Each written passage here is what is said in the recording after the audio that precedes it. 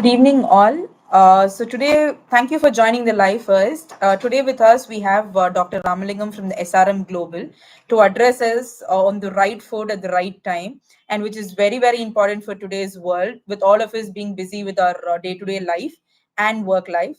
So I would like to thank the doctor also for joining us today and to address us with the right knowledge and insight. Thank you, doctor. Over to you. Thank you. So what we are doing at present, so that is current eating practices. Uh, so most of us will usually skip breakfast or making brunch, or we will eat whenever we get food at time. And most of us will eat late night foods and fast food, especially in younger population at midnight.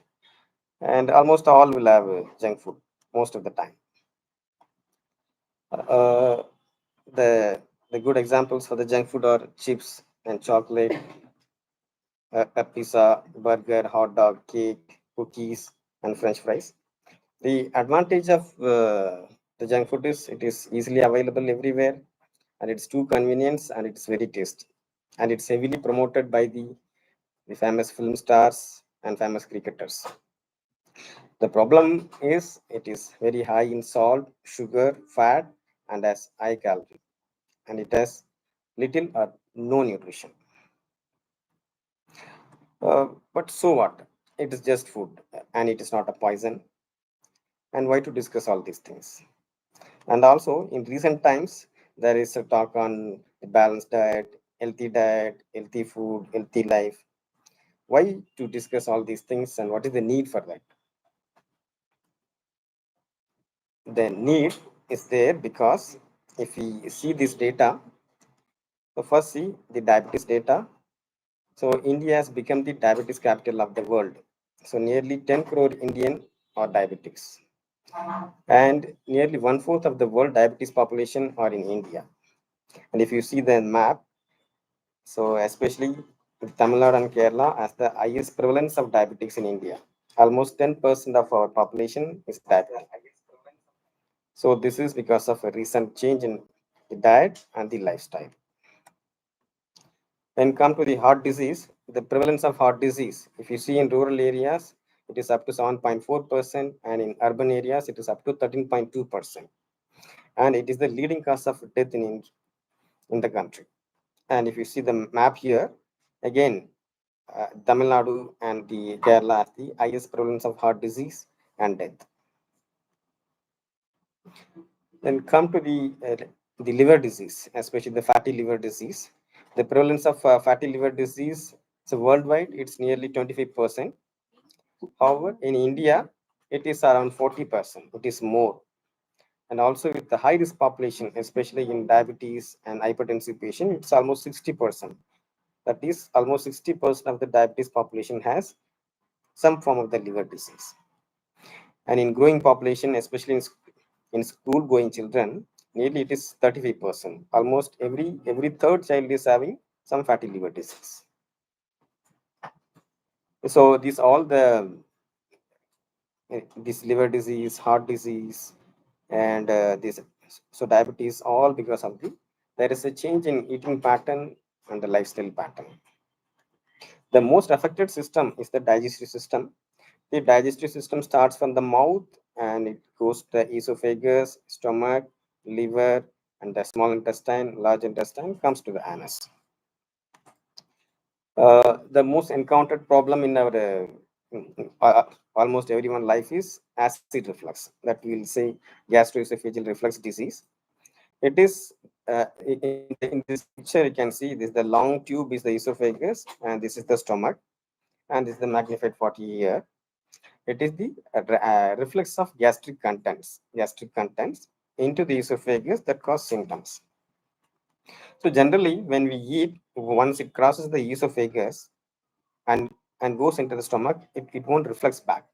However, in patients with poor eating habit and overweight, the sphincter, the lower esophageal sphincter, will become lax. That means loose. And because of this, all the gastric contents, along with the acid, it will come up into the esophagus and it will cause severe heartburn, regurgitation, chest pain, dry cough, and if they already Already, if you're having asthma, it will cause worsening of the symptoms and dental erosions. That will lead to severe esophageal inflammation that will result in severe chest pain and that cause confusion with the heart disease also. And it will lead to peptic disease, that is narrowing of your food pipe, that will cause difficulty in swallowing.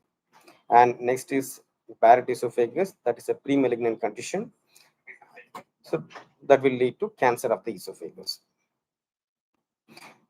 The next commonly encountered problem because of the dietary habit is the acid, the peptic ulcer disease. It is ulceration of the gastric mucosa or duodenal mucosa or both. So, usually the symptoms are upper abdomen pain, burning, early satiety, bloating, belching, and nausea. The complication usually, when the ulcer becomes severe, it will bleed.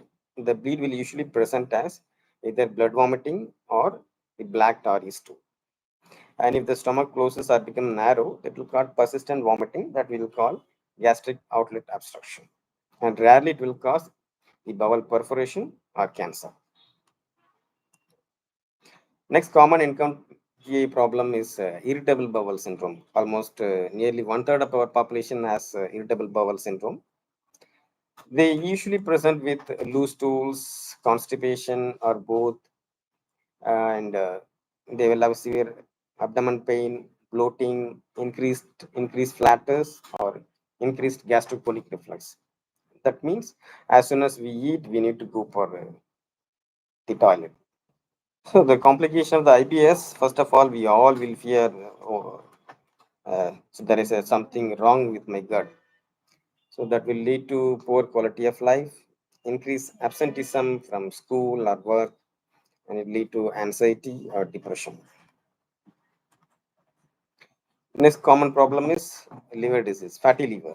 Almost nearly 30% of our population has fatty liver. The main risk factors is high fat, low fiber diet.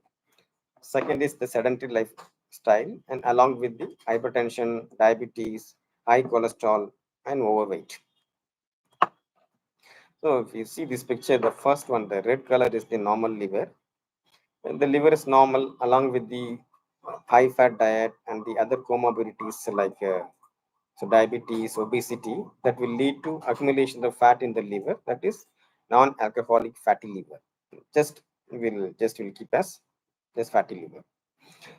The chronic accumulation of the fat into the liver, that will cause inflammation of the liver, that will say hepatitis, and long-standing hepatitis will lead to permanent damage of the liver, so that is cirrhosis. The complication of the cirrhosis is one is the blood vomiting and the black tar stool and accumulation of the fluid in the abdomen, and there is a change in your sensorium and appearance of jaundice, and the last hepatocellular carcinoma, that is the liver cancer. So there is a recent change in or a increase in metabolic syndrome. The metabolic syndrome is nothing but it is a combination of high blood pressure, high sugar, overweight, and high cholesterol level.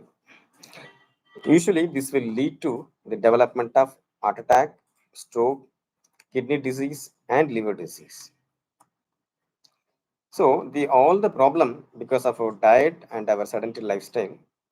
So, that's why in the recent days there is so much talk about healthy food, do daily exercise, and make your diet plan, and so on. So, what we have to do? So, we have to do the eat right food at right time in the right quantity. So, when coming to the breakfast, uh, it should be a blend of quick and slow absorbing carbohydrates, carbs, and protein. And milk is the best thing to eat in morning. And you can add some fruits.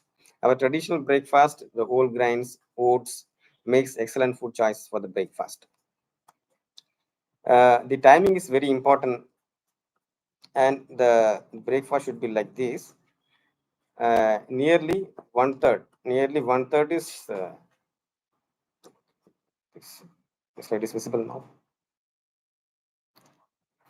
The timing of the meal is the key. At least you should have a breakfast within 2 to 3 hours of waking up, and you should not skip the breakfast or should not delay it beyond 10 a.m. When it comes to the quantity, the nearly half of our plate should be filled with fruits and vegetables. Rest one third should be the protein and one third only with carbs. Here, instead of the bread, we can add two idlis or some dosa like that, but it should be nearly one third only. Next, lunch.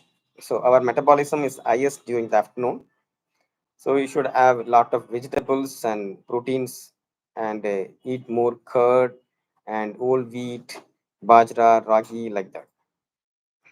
And lunch is the most important meal of the day because it keeps it keeps us running for the day. And we must keep a gap of at least 3 to 4 hours between our the breakfast and the lunch. And lunch should always ideal between 12 to 1 o'clock and not after 3 o'clock. And the ideal lunch should be like this. So nearly one third of the plate only will should contain carbohydrates. Rest we can have fruits, vegetables, and some green leaves, curd, and protein like that. Next, dinner. The dinner should be more or less similar to our lunch, but it should be in reduced quantity. And we should complete our dinner at least by 7 p.m. And we must keep at least 3 hour gap between our dinner and the bedtime, or else it will interfere with your digestion and sleep pattern. So the ideal dinner should be like this: just two chapatis with some fruits, vegetables, and some proteins. So it is the recommended food pyramid. If you see the bottom, it is all vegetables, salad, fruits. Now, yeah. If you see the food pyramid, if you see the bottom, it is all vegetables, salad, and fruit. So we can take it as much as you want. At least minimum of the 5 to 7 times you can take it. The next, the brown is the whole meal cereals, breads, rice like that. You can take it up to 3 times, maximum of 5 times. The next layer is milk, yogurt like that. You can take it up to 3 times. Next is some high protein diets, some meat, poultry, fish, eggs, nuts like that. You can take it up to 2 to 3 times. When come to the top of the pyramid, it is that junk food. That is Coke, pasta, pizza, and burger. That you should not take every day. Weekly once is okay, fine. And almost this is the very important one. Whenever we are going to groceries in food, the wrapper we should check the food label, and you to start here. So how much calorie it contains, how much one cup has, and you should look into the fat containing. So you should look into the how much it has the saturated fat, what is the percentage of trans fat. This nothing but it's a bad cholesterol. And also look into the sodium level. Okay, you should limit all these nutrients. At least if it is less than 5%, that is a good food. If it is more than 20% or more than 15%, it is not good to take. And you should also concentrate in the minerals and vitamins like vitamin A, B, C, calcium, iron, like that. So we have to adopt a healthy diet plan. The right food at the right time in the right quantity makes all the difference. To have a healthy meal, you need not to require to give up your favorite meal.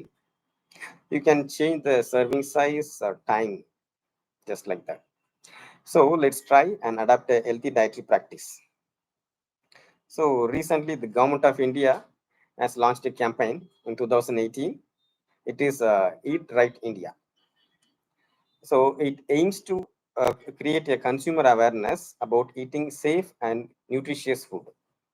It also aims to engage and excite, enable citizens to improve their health and well-being. Actually, the tagline was Sahi Bhojan and Better Jeevan. That means eat right for a better life. And there were the three key themes or pillars of this campaign was, one is eat safe. That means it should be very hygiene. The food should be very hygiene and sanitary. You should practice all the sanitary practices to reduce the toxins and contaminations in the food. Second, you should eat healthy. That means if you should eat the food which is very low in salt, sugar, and fat. The third pillar is eat sustainable. That means you have to promote the local and seasonal foods. Whenever the local food or season is available, you should not waste that, because it will lead to food scarcity, and also it will reduce the use of chemicals in food production. So during while use the packaging. So this was the nationwide social media campaign that was initiated by the Food Safety Authority of India. That was Aaj se thoda kam. That means the little bit less from today. So listen what? So listen salt, sugar, and fat. So this is the uh, so there are some tips in reducing the salt intake, because the salt is the main source of sodium in our diet. So excess salt intake for a long time, that will lead to increased blood pressure, increased risk of heart disease, increased risk of stomach cancer, and everything. The sodium consumption is recommended is just 5 gram per day. That means a small teaspoon in 24 hours. So there are some tips to reduce salt intake. So instead of sprinkling salt on salad, we should eat the fruit salads without adding salt. And you should not add salt in the rice and chapati. And reduce intake of the soya sauce and ketchup, pickles, peppers, like that. And don't use baking soda and baking powder on so daily routine. And while we are cooking, you have to reduce your salt. That is, no need to you should stop abruptly. You can reduce it little bit. Next, when come to sugar, the sugar is very bad thing to. It is very tasty, but also it has very um, the bad outcomes, because long-standing sugar intake will lead to the development of diabetes, obesity, especially childhood obesity, and a very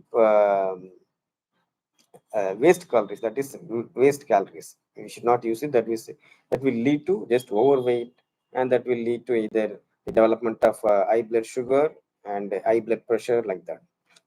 So there are some tips to reduce the sugar intake. You should restrict the foods such as cakes, pastries, and artificial or prepared and packed items, and they limit the consumption of foods such as Coke, Pepsi, and added sweeteners, like that. And do not overindulge in sugar preserved foods like jams, jellies, like that. So when you eat food, you can eat food instead of drinking a fruit juice, and prefer using naturally sweet ingredients than refined sugars. Then finally come to trans fat. Trans fat is nothing but a bad cholesterol, that is the LDL. That is the main risk factor for developing hypertension, heart disease, and liver disease, everything. So excess of fat intake is a risk factor for obesity and diseases like diabetes, heart disease, and liver disease. So there are some tips to reduce trans fat intake. So while cooking, you instead of deep frying, we should prefer boiling. So in your routine cooking, use fat and oils in little bit amount, and restrict your food intake and bakery foods and processed foods. And while cooking, instead of pouring the oil, you should use spoons, like that. So those who are in the left basket, at least try to change into the left basket from today. Eat right and choose a healthy life. Thank you. Thank you, Doctor, for your session. People who have questions can please put on your ask your questions, and Doctor is here to help us with the same. You can comment your questions. Okay, so we have received a question. What are easy options for breakfast for working people? So, doctor. So for working people, you can eat two boiled eggs and two pieces of bread, and 1 cup of milk and one banana, like that. That is very easy option. Okay. Those who have the the breakfast items, they can have two idlis or two dosa, like that. If you don't have, just use bread. Okay. Wheat bread instead of milk bread. Milk. Um, Dinner salad is okay. Yeah, absolutely okay. If you're okay with that, that is fine. You should not be hungry by 10 o'clock and eat something else. Dinner salad is very fine. how about protein supplements and what is the best option for vegetarians? Uh, I I won't suggest any protein supplements and all. Eat diet. I mean, don't take any artificial protein powder like that. It has so many uh, heavy metals in that. Okay, they will most of the people, most these companies and all, to increase the weight, they will add, or there will be some mixture of this metal, heavy metals, that will spoil your kidney mainly. In recent times, even when I speaking like that, recently one patient came, one young college student. He was around 19 years. Actually, where he felt tired and he was fatigued. He came to us, and we did the liver function test. It was little bit deranged. So I told, okay, it might be some viral infection. Just you take these tablets and come back after a week with another liver function test. We came back after 1 week with the left, it became raised again. It became more. So when I inquired him what all you are having, what food are having, he told he's going for the gym and he's eating the protein powder. For last 1 week, he's increased his protein powder because he felt ill. So I told him, okay, you stop. Let us see after 2 weeks. So after stopping the protein powder, the liver function became normal. So don't I won't recommend generally. So for vegetarian people, you can eat so much nuts are there, cereals, and there's all the grains. Sundal, we can eat everything, whatever you want, and paneer, like that. Whatever the protein content is, just. So nowadays, everybody is telling egg also is a vegetarian food. Maybe you can eat that. Let's see. We have another question. Morning after waking up, which is good for health? Hot water or cold water or room temperature water? Actually, ideally speaking, hot water is very good for GI, gastrointestinal health. But at least normal water is fine, but not cold water. Even in winter time, I'm sorry, in summer, don't drink cold water. It will reduce your whole system. That will cause constipation, bloating, everything it will cause. So at least preferably hot water. If not possible, at least normal room temperature water. So there's another question. Can children take milk at night time? Milk at night is not a very good food. So morning time it's fine. Afternoon is also okay. Milk is very difficult to digest at night time. Actually, milk is usually not made for human beings. It's actually for animals. But if you are drinking, it's morning time or afternoon time is fine. Not at night time. It's very difficult to digest. So most of the people after the age of 20, they will have lactose intolerance. So that's don't take milk at night time. That's Does gelasil really help in acidity? What is the difference between pan D and gelasil? so gelasil is antacid. Antacid means it is if excess acid in your stomach, it will form a layer over the acid. It will act as a barrier between your esophagus mucosa and the food. It is just act as a barrier. So and it will give an instant relief within 5 minutes, like that. The pan is an acid suppressing agent. It will reduce your acid secretion. So on long term, the pan tea is useful. If you want instant relief, you can take gelatin. What is the ideal timing for lunch and dinner? The ideal timing for lunch is at least, the 12 to 1. Before 2 is okay. not after 2 o'clock. And dinner is ideal time is 6 to 7. 7:30, 8 also okay, but not after that. How about intermittent fasting, which is popular these days for weight reduction? I won't recommend any fasting plans and all, because some people will start very enthusiastically with the intermittent fasting and all. Then after some 2 weeks, 3 weeks, they will have some food craving. Then again they will eat more. That will cause again weight gain. So whatever you're eating, eat less. That's it. I mean, eat less means not eat less quantity.